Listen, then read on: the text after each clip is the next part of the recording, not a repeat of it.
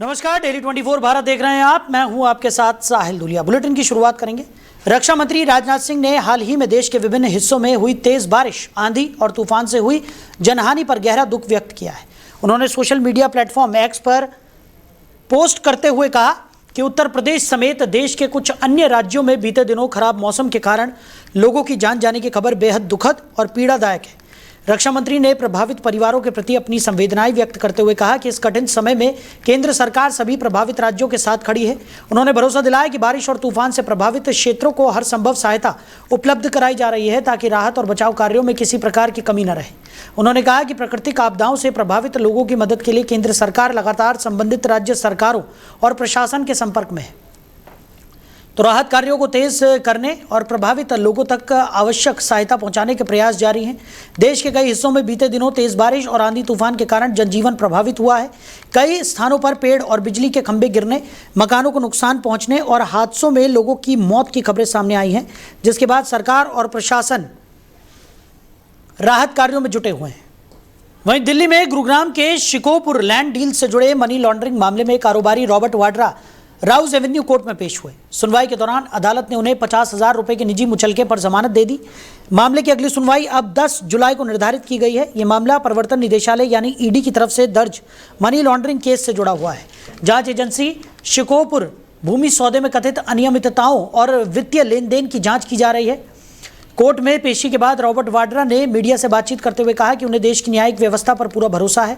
Robert Vadra ने आरोप लगाया कि ईडी सरकार के दबाव में काम कर रही है। उन्होंने कहा कि वो निडर हैं और उनके पास छिपाने के लिए कुछ भी नहीं है।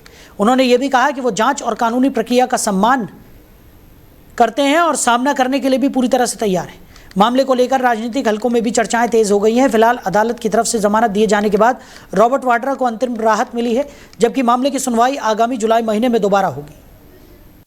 तो सरकारी नौकरियों के लिए जरूरी सीसीसी परीक्षा में लगातार देरी होने से छात्र परेशान हैं। जहां परीक्षा 90 दिन में होनी चाहिए थी, वहीं 6 महीने बाद भी परीक्षा नहीं कराई गई। छात्रों का कहना है कि परीक्षा न होने से वो सरकारी नौकरी के फॉर्म भरने से वंचित हो सकते हैं। कई जगह छात्रों ने फीस वापसी की मांग को लेकर हंगामा भी किया। कोचिंग सेंटरों के बाहर छात्रों की भीड़ देखी जा रही है। अभिभावकों में भी नाराजगी बढ़ रही है।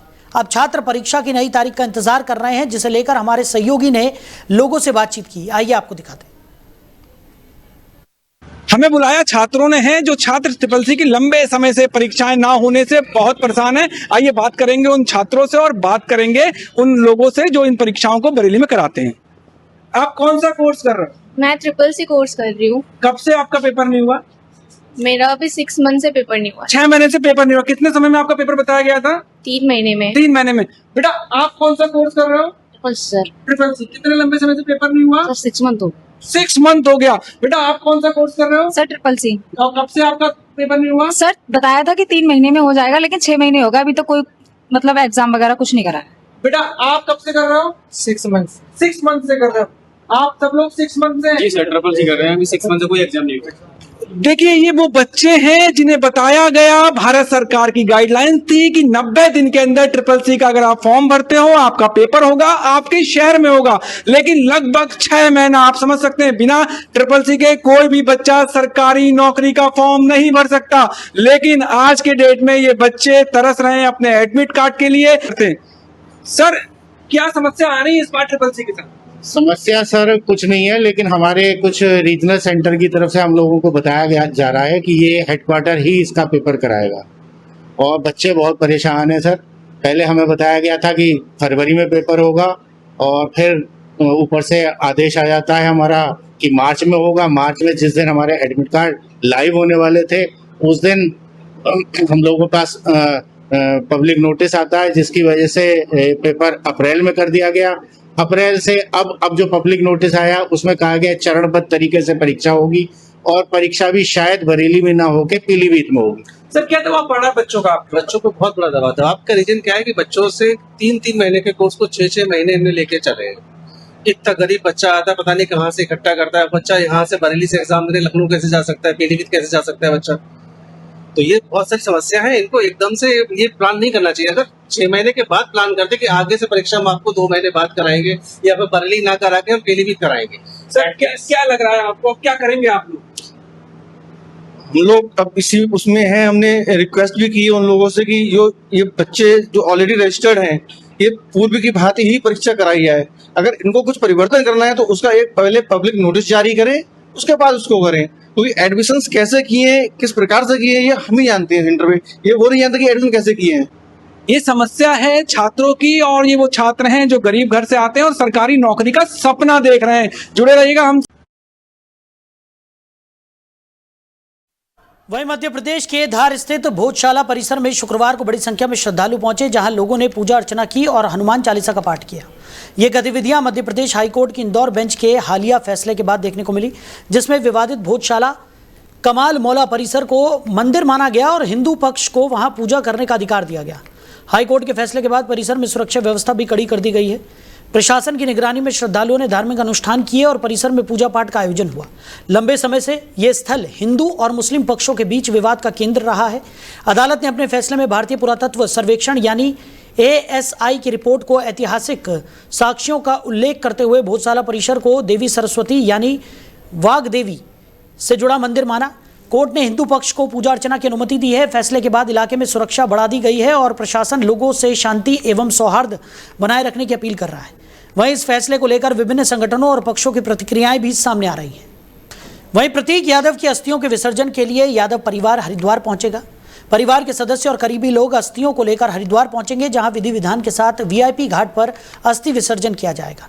बताया जा रहा है कि धार्मिक रीति रिवाजों के अनुसार गंगा घाट पर पूजा पाठ और पिंडदान की प्रक्रिया भी संपन्न कराई जाएगी।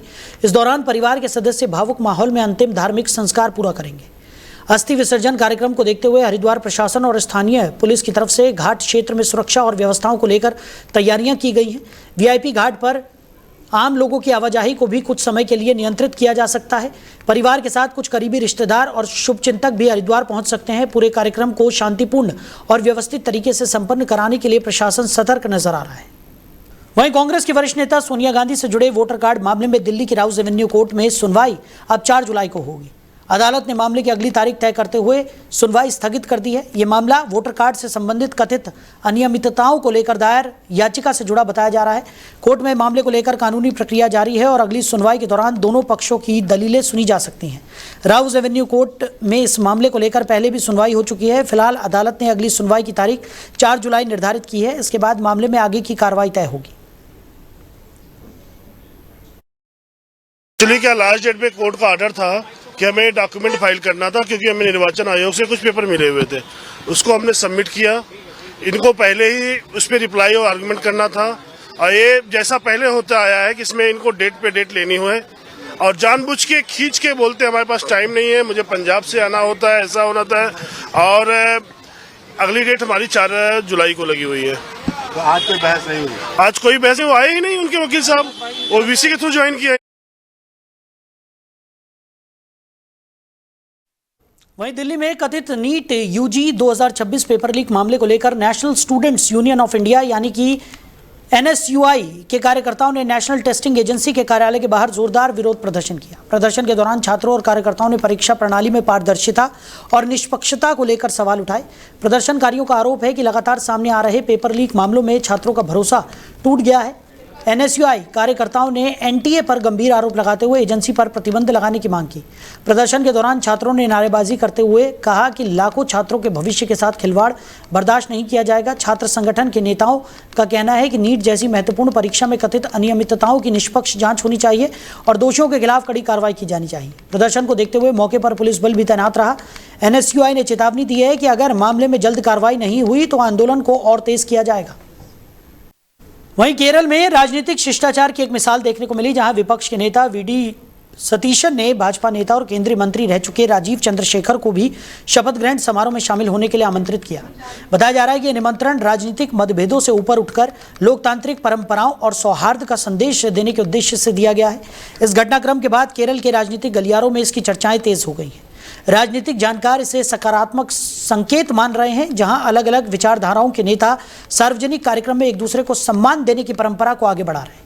हॉकी इंडिया ने राष्ट्रीय अंडर 18 प्रशिक्षण शिविर के दौरान बड़ा कदम उठाते हुए कोच सुधीर गोला को तत्काल प्रभाव से हटा दिया है। ये कार्रवाई कथित अनुशासनहीनता और गलत व्यवहार के आरोपों के बाद की गई। बताया जा रहा है कि भोपाल में इस समय अंडर 18 खिलाड़ियों का राष्ट्रीय प्रशिक्षण शिविर चल रहा है, जहां भारत ऑस्ट्रेलिया अंडर 18 सीरीज की तैयारियां भी जारी थी। इस बीच हॉकी इंडिया ने मामले को गंभीरता से लेते हुए त्वरित कार्रवाई की। सूत्रों के अनुसार कोच के व्यवहार को लेकर शिकायतें सामने आई थी, जिसके बाद संगठन ने जांच के आधार पर उन्हें कैंप से बाहर करने का फैसला लिया। हालांकि मामले के विस्तृत कारणों को लेकर अभी आधिकारिक रूप से ज्यादा जानकारी साझा नहीं की गई है। हॉकी इंडिया का कहना है कि खिलाड़ियों के लिए सुरक्षित, अनुशासित और सकारात्मक माहौल बनाए रखना संगठन की प्राथमिकता है और किसी भी तरह की अनुशासनहीनता को बर्दाश्त नहीं किया जाएगा। वहीं वाराणसी में अनुसूचित जनजाति यानी एसटी प्रमाण पत्र को लेकर गोंडवाना गणतंत्र पार्टी ने बड़ा मुद्दा उठाया है। पार्टी पदाधिकारियों ने कथित अनियमितताओं को लेकर महामहिम राज्यपाल, मुख्यमंत्री और जिलाधिकारी को मांग पत्र सौंपते हुए जांच की मांग की है। गोंडवाना गणतंत्र पार्टी का आरोप है कि वाराणसी समेत प्रदेश के कई जिलों में सामान्य वर्ग के कुछ लोग अवैध तरीके से अनुसूचित जनजाति प्रमाण पत्र बनवाकर सरकारी नौकरियों और सरकारी योजनाओं का लाभ ले रहे हैं। संगठन का कहना है कि इससे वास्तविक आदिवासी समाज के अधिकार प्रभावित हो रहे हैं। पार्टी प्रतिनिधियों के मुताबिक महाराजगंज, गोरखपुर, देवरिया, कुशीनगर, बस्ती, सिद्धार्थनगर, संत कबीर नगर और मऊ जैसे जिलों में रहने वाले कुछ नायक, ओझा और थारू समुदाय के लोग कथित रूप से एसटी प्रमाण पत्र बनवाए हुए हैं और संगठन का दावा है कि इससे गरीब आदिवासी समाज के हक और अवसर प्रभावित हो रहे हैं। गोंडवाना गणतंत्र पार्टी का कहना है कि आदिवासी गोंड समाज की उपजाति नायक और ओझा मुख्य रूप से सोनभद्र के पहाड़ी क्षेत्रों में निवास करती है और उनकी सामाजिक परंपराएं अन्य समुदायों से अलग है। मांग पत्र में यह भी कहा गया है कि अगर किसी राजस्व अधिकारी या कर्मचारी की तरफ से गलत प्रमाण पत्र जारी किए गए तो उनके खिलाफ अनुशासनात्मक कार्रवाई की जाए। साथ ही संबंधित जिलों में जारी एसटी प्रमाण पत्रों की जांच कर सामाजिक परंपराओं और रोटी बेटी संबंधों की भी पड़ताल कराई जाए। इस दौरान गोंडवाना समाज के प्रदेश अध्यक्ष सुक्कू सिंह मरावी ने कहा है कि आदिवासी समाज के अधिकारों की रक्षा के लिए संगठन लगातार आवाज उठाता रहेगा। आज विरोध प्रदर्शन और मांग ये है कि आज देखेंगे कि जो सामान्य कैटेगरी के हैं नायक, ओझा, थारू, आज जनजाति आदिवासी समाज के जो गुण की उपजाति है नायक, ओझा, पठारी, राजगोड़, उनके नाम पर जो है ये अपना जाति प्रमाण पत्र बनवा करके जो है बड़े पैमाने पर नौकरी, सरकारी सुविधाएं ले रहे हैं। जो सुविधाएं, जो वैकेंसी निकलती है, जो मूल रूप से जो आदिवासी हैं उनको फ़ायदा नहीं मिल पा रहा है। आज भी निचले स्तर पर अपने अधिकार के लिए लड़ रहे हैं और अधिकार नहीं मिल पा रहा है, और वहीं पर जो है सामान्य कैटेगरी जो लोग हैं वो पूर्ण रूप से फ़ायदा ले रहे हैं। चूँकि वो पूंजीपति हैं, जमींदार है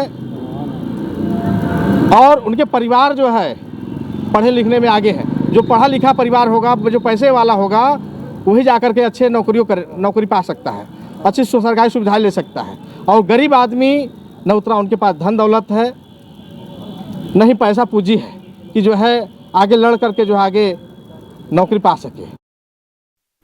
वहीं कौशाम्बी के संदीपन घाट थाना क्षेत्र के बक्कीपुर गांव से एक बेहद भावुक मामला सामने आया है, जहां मुंबई में काम करने गया 22 वर्षीय युवक रहस्यमयी परिस्थितियों में लापता हो गया है। बेटे के गायब होने से पूरे परिवार पर दुखों का पहाड़ टूट पड़ा है। बूढ़े माँ बाप और छोटे भाई बहनों का रो रो कर बुरा हाल है। लापता युवक की पहचान अजय सरोज के रूप में हुई है, जो राम हरक सरोज का बेटा है। परिजनों के मुताबिक अजय परिवार का इकलौता कमाने वाला सदस्य था। घर की आर्थिक स्थिति खराब होने के कारण वो महाराष्ट्र के पुणे इलाके में एक होटल में वेटर का काम करता था। उसकी कमाई से ही पूरे परिवार का खर्च चलता था। पीड़ित पिता राम हरक ने बताया कि 28 अप्रैल को उनकी आखिरी बार बेटे अजय से फ़ोन पर बातचीत हुई थी। बातचीत के दौरान सब कुछ सामान्य था, लेकिन कुछ देर बाद उसी होटल से फ़ोन आया जहां अजय काम करता था। होटल कर्मचारियों ने कहा कि आपका लड़का भाग गया है, जबकि उसका मोबाइल फ़ोन और पैसे वहीं पड़े हुए थे। परिवार का आरोप है कि जब उन्होंने होटल कर्मचारियों से सवाल पूछे तो फ़ोन काट दिया गया। इसके बाद से अजय का कोई पता नहीं चल सका। परिजनों ने अपने स्तर पर तलाश की, कोशिश करते हुए गाँव के 2 लोगों को मुंबई भेजा, लेकिन काफ़ी खोजबीन के बाद भी युवक का कोई सुराग नहीं मिला। बाद में पुणे के एक थाने में उसकी गुमशुदगी की रिपोर्ट दर्ज कराई गई, लेकिन 15 दिन बीतने के बाद भी कोई जानकारी सामने नहीं आई। अजय के लापता होने से परिवार पूरी तरह टूट चुका है। घर की हालत ऐसी है कि 2 वक्त की रोटी जुटाना भी मुश्किल हो गया है। मां का रो रो कर बुरा हाल है, जबकि छोटे भाई बहन हर दिन अपने बड़े भाई के लौटने का इंतजार कर रहे हैं। गरीबी से जूझ रहा परिवार अब दोबारा मुंबई जाकर बेटे की तलाश करने में भी असमर्थ है। ऐसे में परिजनों ने प्रशासन, जनप्रतिनिधियों और समाज सेवियों से मदद की गुहार लगाई है। वहीं माध्यमिक शिक्षक संघ के 2 दिवसीय ग्रीष्मकालीन क्रांति सम्मेलन और शैक्षिक संगोष्ठी का आयोजन किया गया, जिसमें शिक्षकों की समस्याओं, शिक्षा व्यवस्था और संगठन की मजबूती जैसे मुद्दों पर चर्चा हुई। सम्मेलन का उद्घाटन मुख्य अतिथि विनोद बिंद ने किया। सम्मेलन को संबोधित करते हुए सांसद विनोद बिंद ने कहा कि गुरु अपने ज्ञान के प्रकाश से छात्रों के अज्ञान के अंधकार को दूर करता है। उन्होंने कहा कि एक गुरु अपने अज्ञान छात्र के जीवन में प्रकाश फैलाता है और उन्हें सही दिशा देने का काम करता है। सांसद ने गुरु को भगवान से भी श्रेष्ठ बताते हुए कहा कि समाज में शिक्षक का स्थान अत्यंत महत्वपूर्ण है। कार्यक्रम में विशिष्ट अतिथि विनीत सिंह ने भी शिक्षकों को संबोधित किया। उन्होंने शिक्षा और शिक्षकों की समस्याओं के समाधान के लिए संगठित होकर संघर्ष करने का आह्वान किया। माध्यमिक शिक्षक संघ के प्रदेश अध्यक्ष जीत नारायण सिंह ने भी सभी अतिथियों का स्वागत किया और शिक्षकों से एकजुट होकर अपनी समस्याओं के समाधान के लिए सड़क से संसद तक संघर्ष करने की बात कही। वहीं संगठन के संरक्षक राज बहादुर चंदेल ने कार्यक्रम में पहुंचे अतिथियों और शिक्षकों के प्रति आभार व्यक्त किया। सम्मेलन के दौरान बड़ी संख्या में शिक्षक और संगठन से जुड़े पदाधिकारी मौजूद रहे। उत्तर प्रदेश माध्यमिक शिक्षक संघ एक संघर्षशील संगठन है। ये शिक्षा, शिक्षकों, शिक्षार्थियों की आवश्यकताओं पर इन सम्मेलनों में विचार करता है और भावी रणनीति तय करता है। आज सबसे अधिक समस्या प्रदेश में शिक्षकों की कमी है। दूसरे, प्रदेश के अंदर जो भी नियमावली, उनकी सेवा दशा और वेतन से संबंधित हैं, उनमें अनेक प्रकार की व्यवधान हो रहे हैं, जबकि कोई परिवर्तन नहीं हो रहा है। अधिकारियों का मनमानीपन है। इस पर हम संघर्ष करने की रणनीति कल तय करके और जुलाई से इस पर संघर्ष करें। देश के अंदर राष्ट्रीय शिक्षा नीति 2020 चालू है, जिसमें त्रिभाषा सूत्र माध्यमिक स्तर तक लागू होना है, लेकिन प्रदेश की सरकार इसके प्रति उदासीन है। जबकि देश का सीबीएसई बोर्ड अपने सर्कुलर के द्वारा कंपल्सरी कर दिया है कि जो भी विद्यालय या जो भी प्रदेश त्रिभाषा सूत्र को लागू नहीं करेगा, उसकी मान्यता हम समाप्त करेंगे। उत्तर प्रदेश माध्यमिक। वहीं अलीगढ़ में पीएसी जवानों पर मारपीट का गंभीर आरोप लगा है। थाना महुआ खेड़ा इलाके में रिश्तेदारों के लिए मिठाई लेने गए 2 भाइयों के साथ कथित तौर पर पीएसी जवानों ने बेरहमी से मारपीट की, जिसमें दोनों युवक गंभीर रूप से घायल हो गए। पीड़ितों का आरोप है कि आधा दर्जन पीएसी जवान सिविल ड्रेस में थे और उन्होंने दोनों भाइयों को बुरी तरह पीटा। बताया जा रहा है कि एक युवक रिश्तेदारों के लिए मिठाई की दुकान से सामान लेने गया था, तभी किसी बात को लेकर विवाद हो गया। मारपीट के दौरान जब दूसरा भाई बीच बचाव करने पहुंचा तो उसे भी पीटा गया। आरोप है कि पीएसी जवानों ने मिठाई की दुकान में इस्तेमाल हो रहे खौलते तेल को युवक के ऊपर डाल दिया, जिससे वो गंभीर रूप से झुलस गया। बताया जा रहा है कि खौलते तेल की कढ़ाई उठाने के दौरान एक पीएसी जवान भी झुलस गया। घायल युवक ने आरोप लगाया कि पीएसी जवान शराब के नशे में थे और उन्होंने बिना वजह मारपीट की। घटना के बाद इलाके में हड़कंप मच गया और मौके पर लोगों की भीड़ जमा हो गई। सूचना मिलने पर थाना महुआ खेड़ा पुलिस मौके पर पहुंची और घायलों को इलाज के लिए दीनदयाल अस्पताल भिजवाया गया। वहीं पूरे मामले पर पीएसी कमांडेंट ने कुछ भी बोलने से साफ इनकार कर दिया है। फिलहाल पुलिस मामले की जांच में जुटी हुई है और घटना को लेकर इलाके में चर्चाओं का माहौल बना हुआ है।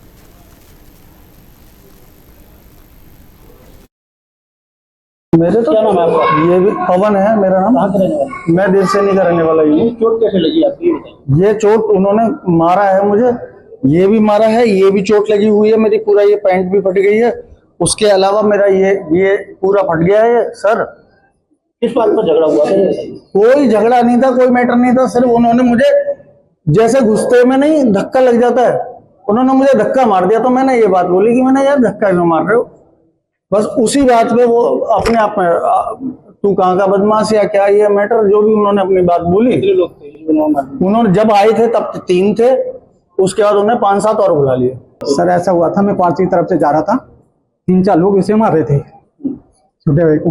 मैंने उनसे पूछा, बीच विचारा किया, उसके बाद उनसे पूछा मैंने क्या बात है, तो वो गाली गुलाम दे रही। मैंने सुनो दुकान वाले से पूछी तो बोले सर इतना था कि ये सामान ले रहे थे तो पीछे जाए, बीच में घुस गए, जैसे आप दोनों खड़े हो इसे धक्का दे दिया, ये गिर गया। इसने कहा भाई तुम ऐसे धक्का क्यों दे रहे हो सकता है उसने ड्रिंक कर रखी थी, क्या चीजें। तो आप तरीके से लीजिए, इतनी ही बात पर तू बदमाश है, क्या करेगा तू, और इनके पवन के साथ मारपीट करना शुरू कर दिया। जब मारपीट कर रहे थे लोगों ने रोका भी नहीं, रोके। उस समय ये बीरपाल आ गए वहां पर, बीरपाल ने कहा भाई आप गाली गलौज क्यों कर रहे हैं, मारपीट क्यों कर रहे हैं। तो इन्होंने क्या किया कि 3 लोग तो पहले से ही थे, फोन किया इन्होंने, 7-8 लोग एक कार से और आए, व्हाइट रंग की गाड़ी थी, उससे ये लोग आए और इन लोगों ने फिर भरपूर तरीके से लोगों से वहीं ललितपुर से शिक्षा व्यवस्था को शर्मसार करने वाला मामला सामने आया है, जहां विद्यालय में पढ़ाई की जगह स्कूली बच्चों से कुर्सियों की धुलाई और सफाई करवाई जा रही है। इस पूरे मामले का वीडियो सोशल मीडिया पर तेजी से वायरल हो रहा है। वायरल वीडियो में स्कूली बच्चे अध्यापकों के सामने स्कूल की कुर्सियों की धुलाई कर और सफाई करते नजर आ रहे हैं। बताया जा रहा है कि ये वीडियो ताल बेहट कोतवाली क्षेत्र के बिजरौठा गांव स्थित कन्या प्राथमिक विद्यालय का है। वीडियो सामने आने के बाद शिक्षा विभाग की कार्यप्रणाली पर सवाल उठने लगे हैं। लोगों का कहना है कि जिन बच्चों के हाथों में किताबें होनी चाहिए उनसे स्कूल में मजदूरी करवाई जा रही है। स्थानीय लोगों ने आरोप लगाया कि नाबालिग बच्चों से स्कूल का सफाई कार्य कराया जा रहा है, जो नियमों के खिलाफ है। सोशल मीडिया पर वीडियो वायरल होने के बाद लोगों में नाराजगी देखने को मिल रही है और जिम्मेदार अधिकारियों से कार्रवाई की मांग की जा रही है। फिलहाल वायरल वीडियो की आधिकारिक पुष्टि नहीं हुई है, लेकिन मामला सामने आने के बाद शिक्षा विभाग की किरकिरी हो रही है।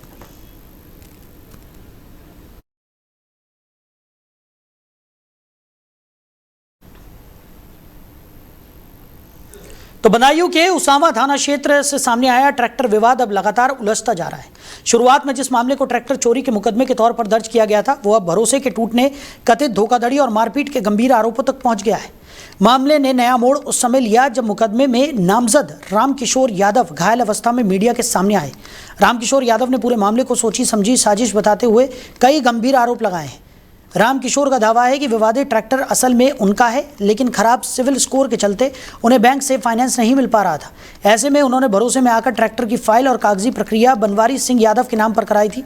रामकिशोर यादव का कहना है कि ट्रैक्टर की किश्तों का भुगतान उन्होंने खुद किया और उनके पास भुगतान से जुड़े दस्तावेज और गवाह भी मौजूद हैं। उनका आरोप है कि अब उन्हीं कागजों का सहारा लेकर उन्हें ट्रैक्टर चोरी के मुकदमे पर फंसाया जा रहा है। बताया जा रहा है कि बनवारी सिंह यादव की ओर से थाना उसावा में ट्रैक्टर चोरी की शिकायत दी गई थी, जिसके आधार पर पुलिस ने मुकदमा दर्ज कर जांच शुरू की। पुलिस इस मामले में चार्जशीट भी दाखिल कर चुकी है। वहीं रामकिशोर यादव ने आरोप लगाया है कि बदायूं से लौटते समय रास्ते में उन्हें घेर कर बेरहमी से पीटा गया और जान से मारने की धमकी भी दी गई। घायल अवस्था में सामने आए रामकिशोर ने पुलिस के वरिष्ठ अधिकारियों से निष्पक्ष जाँच की मांग की है। अब यह मामला इलाके में चर्चाओं का विषय बना हुआ है। गाँव की चौपाल से लेकर सोशल मीडिया तक लोग यही सवाल उठा रहे हैं कि आखिर ट्रैक्टर का असली मालिक कौन है, वो जिसके नाम कागज हैं या फिर जिसने किश्तें भरी और ट्रैक्टर चलाया। फिलहाल पूरे मामले में लोगों की निगाहें पुलिस की अगली कार्रवाई और अदालत के फैसले पर टिकी हुई है। जी, ये मामला जो है एकदम गलत है और ट्रैक्टर हमने खरीदा था, हमारी सिविल डाउन होने के कारण मैंने इनके नाम करा दिया था और इसके सारे साक्ष्य हमारे पास हैं और जो डीलर थे उन्हें भी पता है, एजेंसी पे बदायूं एजेंसी पे उन्हें भी यानी पता है और ये अब जो है बेबुनियाद हम पे मुकदमा लगवा रहे हैं। मुकदमा भी लगवा दिया 352, 351, 316 ये धारा लगी हैं जी। और मैंने इसमें जमानत की है, जमानत करवा ली है मैंने इसमें। ये जो आपके जो है चोट लगी है, ये कैसे लगी? ये मैं दिल्ली से आ रहा था और ऑटो से मैं बैठा 6 बजे के बाद बदायूं से उसावा के लिए कोई सवारी, कोई रोडवेज नहीं है, तो मैं ऑटो पे बैठा। वहीं से एक आदमी मेरे साथ में बैठा, उसने कुलचौरा गैस एजेंसी से आगे आके ऑटो रुकवाया और ये 3 भाई वहीं खड़े थे अपनी बाइक से। और उधर बलिया में सीबीएसई बोर्ड 12वीं के परीक्षा परिणाम में छात्रों ने शानदार प्रदर्शन करते हुए जनपद का नाम रोशन किया है। खासतौर पर दिल्ली पब्लिक स्कूल और सनबीम स्कूल के विद्यार्थियों ने बेहतरीन अंक हासिल कर सफलता का परचम लहराया है। सनबीम स्कूल की छात्रा अनीशा अल्ताफ ने 97.2% अंक प्राप्त कर विद्यालय के साथ साथ जनपद में टॉप किया है। वहीं दिल्ली पब्लिक स्कूल के छात्र प्रशांत कुशवाहा ने 96.8% अंक हासिल कर जनपद में दूसरा स्थान प्राप्त किया है। इसके अलावा दोनों स्कूलों के कई अन्य छात्र छात्राओं ने भी शानदार अंक हासिल कर बेहतर प्रदर्शन किया। इंटर में जो है लगभग 99% बच्चे जो है सफल हुए हैं। केवल एक बच्चे का रिजल्ट सही नहीं है और जिले में प्रशांत कुशवाहा जो है हमको लगता है कि टॉप पोजीशन पे या दूसरे पोजीशन पे हैं। इनका जो है इंटर में 96.8% मार्क्स आया है और सब्जेक्ट के हिसाब से इंग्लिश में 99 नंबर है, मैथ्स में 97 है और फिजिक्स में 95 है, केमिस्ट्री में 96 है और फिजिकल एजुकेशन में 97 है। उसके बाद जो है सेकेंड नंबर पे है मोहम्मद कामिल, इनका जो है मार्क्स जो है 94% प्लस है। उसके बाद मिराज हैं 92।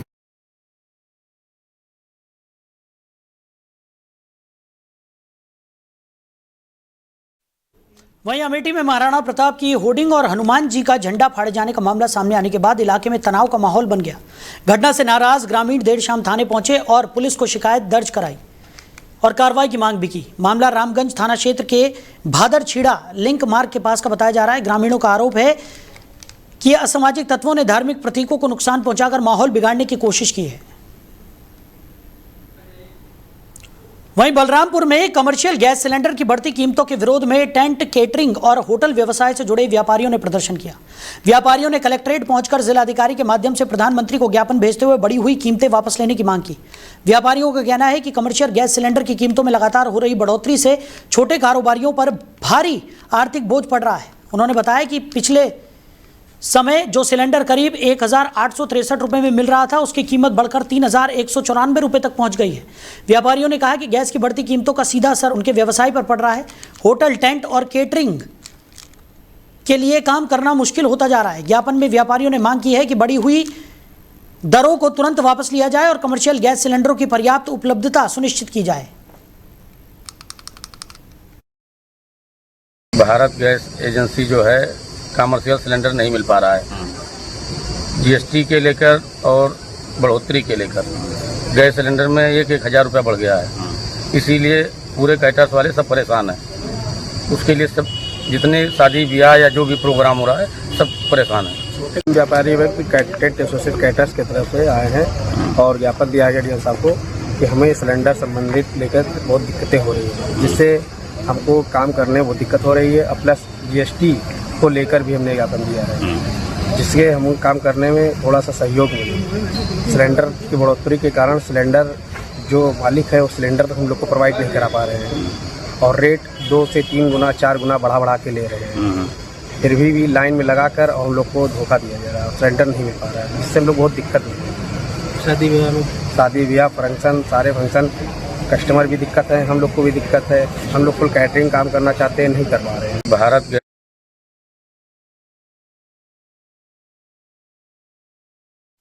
वहीं पीलीभीत के पूरनपुर कोतवाली क्षेत्र के बहन के ससुराल समझौता कराने गए युवक की पीट-पीटकर हत्या किए जाने का सनसनीखेज मामला सामने आया है। घटना के बाद इलाके में दहशत का तनाव का माहौल बना हुआ है। मामला गांव शेरपुर के मोहल्ला नवदिया का बताया जा रहा है। जानकारी के मुताबिक 28 वर्षीय जीशान पुत्र इरशाद का पड़ोस में रहने वाले हबीब खान के परिवार से किसी बात को लेकर विवाद हो गया था। बताया जा रहा है कि जीशान की बहन की शादी हबीब खान के घर पर हुई।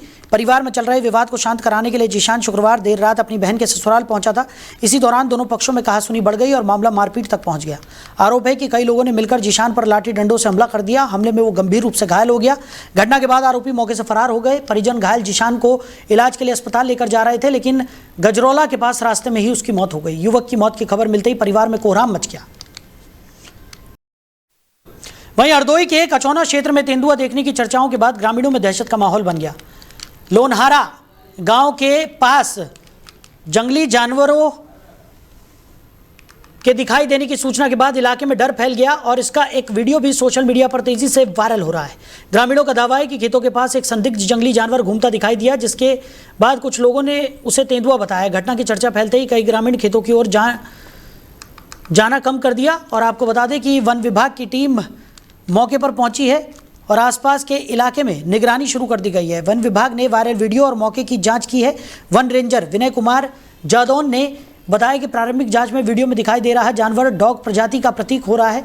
उन्होंने कहा कि यह संभवतः सियार या लोमड़ी हो सकता है। वन विभाग के अनुसार अभी तक इलाके में तेंदुए या टाइगर होने की पुष्टि नहीं हुई है। टीम ने मौके पर पहुंचकर पद चिन्हों की भी जांच की, लेकिन किसी बड़े जंगली जानवर की मौजूदगी के कोई प्रमाण नहीं मिले हैं। कचौना रेंज अंतर्गत लोनारा के पास कुछ ग्रामीणों के द्वारा एक जंगली जानवर होने की सूचना दी गई, जिसपे एक वीडियो भी जारी किया गया। वीडियो को देखने पर प्रतीत होता है कि एक डॉग प्रजाति यानी कुत्ता प्रजाति का जानवर है, जो सियार या लोमड़ी हो सकता है। तेंदुआ या टाइगर होने की पुष्टि नहीं हुई है। तुरंत ही कचौना रेंज के स्टाफ को भेजा गया, पग चिन्ह देखे गए और आसपास निगरानी की गई, लेकिन कोई भी टाइगर या लेपर्ड की सूचना की पुष्टि नहीं हो पाई। सभी रेंज स्टाफ को अलर्ट कर दिया गया है। अगर किसी प्रकार की कोई सूचना मिलती है तो उस पर तुरंत कार्रवाई की जाए। लोना रेंज अंतर्गत लोनारा के पास कुछ ग्रामीणों के द्वारा एक जंगली जानवर होने की सूचना दी गई, जिसपे एक वीडियो भी जारी किया गया। वीडियो को देख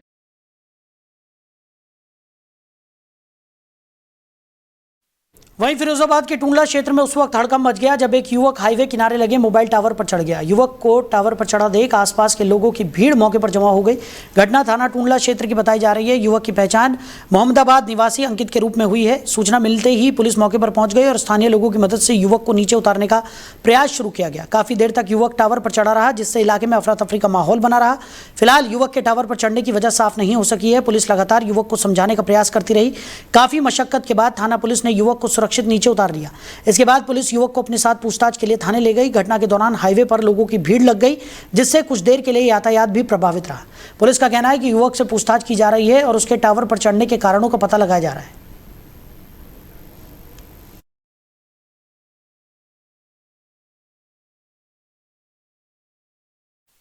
तो फिलहाल इस बुलेटिन में मेरे साथ इतना ही। आप बने रहिए और देखते रहिए डेली 24 भारत। नमस्कार।